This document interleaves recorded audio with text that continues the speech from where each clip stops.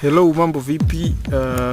Kama bado hujasubscribe na kukumbusha, bonyeza maandishi mekundu hapo chini ya video yameandikwa subscribe, na kisha bonyeza alama ya kengele itakayotokea upande wa kulia ili uweze kupata taarifa pindi nitakapokuwa nimeweka video mpya. Leo nimekuja na kitu kipya na nitaenda kukufundisha jinsi ya kutengeneza matone ya maji. So unaweza ukaliona jani hili hapa, na unaweza ukayaona haya matone ni matone ambayo nimeyatengeneza. Mwanzo halikuwa hivi, mwanzo picha original ni hii hapa. So niliyatengeneza, nilitumia hatua mbalimbali mpaka tengeneza yakawa hivi. So fuatilia ninachoenda kukifanya sasa hivi na ili tuweze kwenda sawa, okay? Kitu cha kwanza unachotakiwa kukifanya, njoo kwenye new layer hapa chini, create new layer, utabonyeza. Alafu baada ya hapo tutaenda kwenye sehemu imeandikwa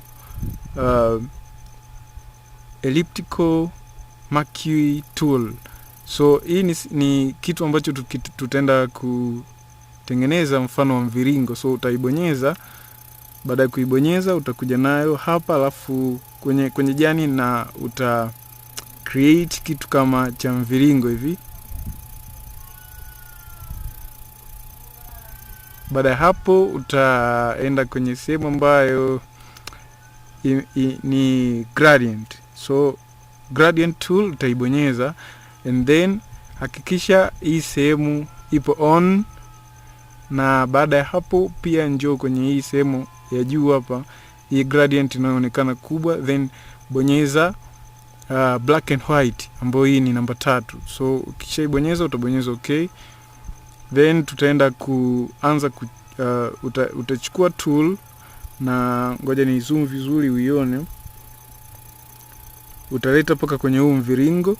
So utaenda kwenye hii tool, then utakuja utaanzia hapa, alafu utaanza kuchora kwenda kushoto.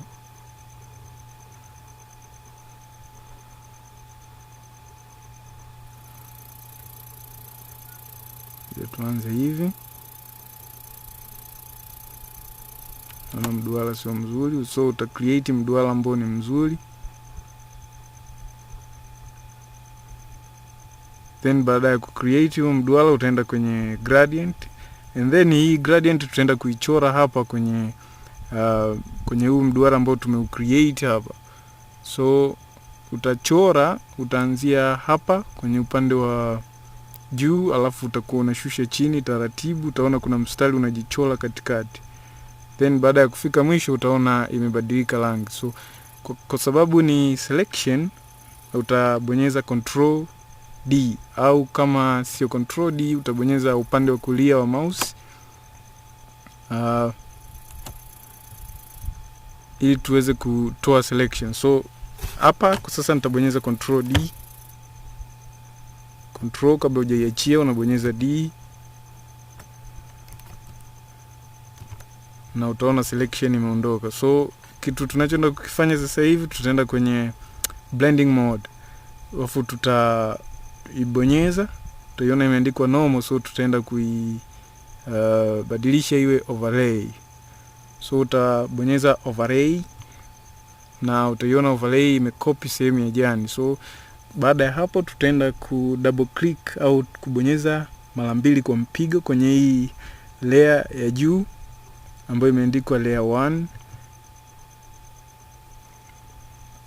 na hii itatuletea sehemu ambapo tutaanza kufanya adjustment ili huo mviringo uonekane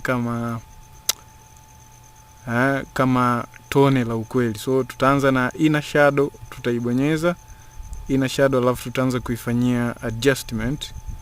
So adjustment inategemeana na ukubwa wa picha yako, yani quality ya picha yako. So hapa ninafanya kutokana na quality ya picha yangu. So opacity nitaiweka iwe ya kawaida kama hivi. Angle nitaiweka iwe upande wa juu.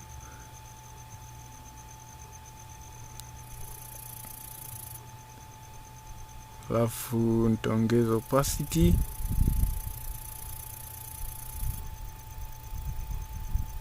Baada ya hapo nitaongeza chalk, then nitaongeza size kidogo namba 4, alafu baada ya hapo nitabonyeza okay. Tena nitakuja ku double click au kubonyeza mara mbili kwa mpigo kwenye layer ile ile, then tutakuja kwenye hapa chini kabisa kumeandikwa drop shadow. So utaibonyeza drop shadow, alafu tutaanza kuifanyia nayo adjustment. So utaona drop shadow inaleta mfano wa vimvuli, na tutaendelea nayo, adjust kutokana na picha yangu jinsi ilivyo.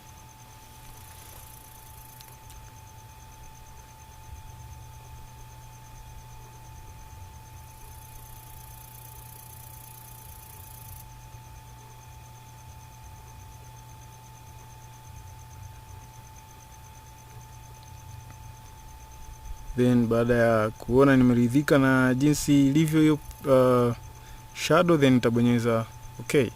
So unaweza kuona imeshaanza kujileta, lakini bado kidogo. So tutaenda kwenye brush tool, alafu utarudi hapa chini kwenye hii sehemu, hakikisha ni nyeupe, ambayo ni foreground color. So kwenye hili brush hakikisha kwamba unalipunguza ukubwa, alafu tutachora kitu kama cheupe hapa. So ili kitu hicho cheupe kionekane, unatakiwa uanzishe layer mpya au create new layer, and then tutaenda kuchora.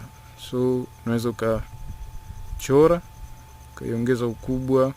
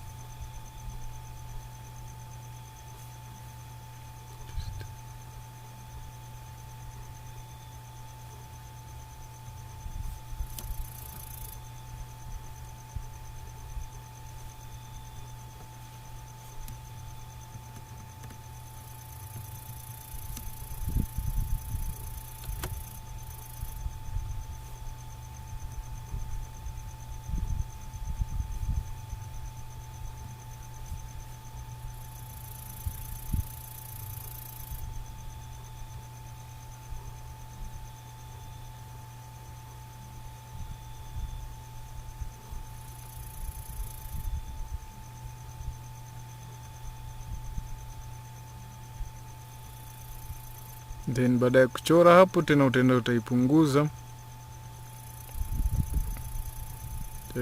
brush, alafu pia utachora kitu fulani cheupe hapa. So unaweza ukakiona hapa, na naweza nikaizoom out ukaiona vizuri. So unaweza ukakichora hivi au ukakichora kwa design nyingine, labda unaweza ukakichora kwa mlalo like this, lakini ukiona ni kubwa sana unaweza ukalipunguza, kwa sababu tunatakiwa tuchole kitu fulani mfano wa mwanga ambao umeakisiwa. So tutachora kwa ukubwa fulani na tunaweza tukaiachia hapo. So unaweza ukaendelea kuchora mpaka utakapoona umeridhika na matokeo, na unaweza ukaiongeza ukapunguza ukubwa kutokana na quality ya picha yako. So tenda kuiongeza mpaka ifike namba 5,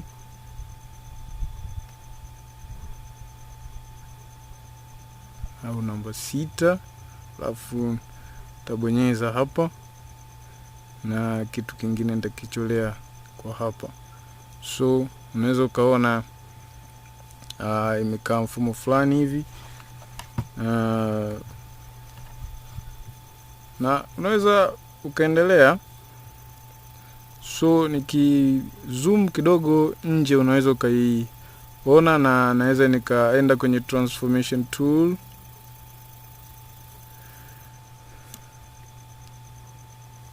na ukaona naweza nikaifanyia movement. So kwa sababu tulishachora hii doti nyeupe na tumetengeneza tone la maji sehemu nyingine kwenye hii layer nyingine, inatakiwa tuvimerge au tuviunganishe. So nachoenda kukifanya sasa hivi, nabonyeza shift kwenye keyboard, alafu nabonyeza layer ya chini yake. Utaona zimeungana hizi layer. So baada ya kufanya hivyo, utabonyeza control G, yani control alafu herufi G kwenye keyboard. Utaona layer zimekuwa pamoja. So unaweza ukazifanya kitu chochote unachokitaka. Unaweza ukaifanyia movement, unaweza ukaiweka sehemu yote unayoitaka na ikaonekana ipo vizuri. So sababu lengo langu ni kuweka hapa kwenye jani, so nitaendelea kui modify. Kwa mfano nitaipunguza ukubwa, unaweza ukaongeza au ukapunguza ukubwa. Pia unaweza ukai copy yawe matone mengi. So unaweza ukauliza, unaweza ukaikopije ni kitu kidogo. So unatakiwa ubonyeze control kwenye keyboard then J, herufi J. Baada ya kubonyeza hapo, utaona inaweza ikajikopi.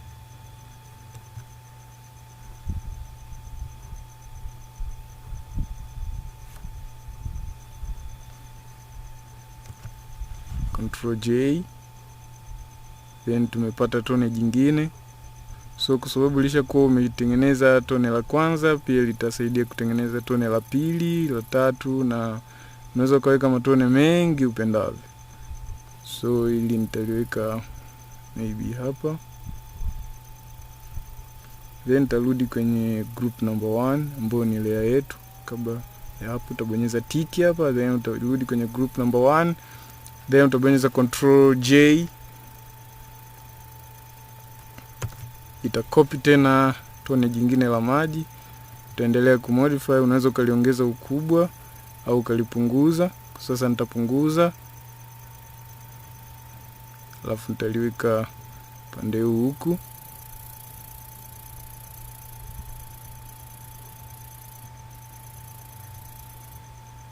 na nitaligeuza.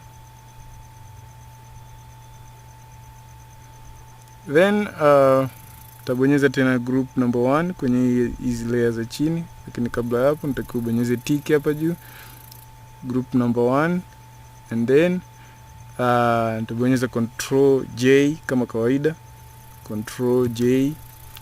Sasa safari hii nataka nikuonyeshe kitu kimoja ambacho tunaenda kukifanya hapa. Utabonyeza kwenye hii layer ambayo ipo active, utabonyeza kwenye hiki kitu kama kimekaa kama play, itafungua ile layer yenye maji au yenye hilo tone, then utaenda kulibonyeza hilo tone, alafu utaenda kwenye filter then liquify. Baada ya kwenda kwenye sehemu hiyo, utabonyeza zoom ili uione vizuri hilo tone.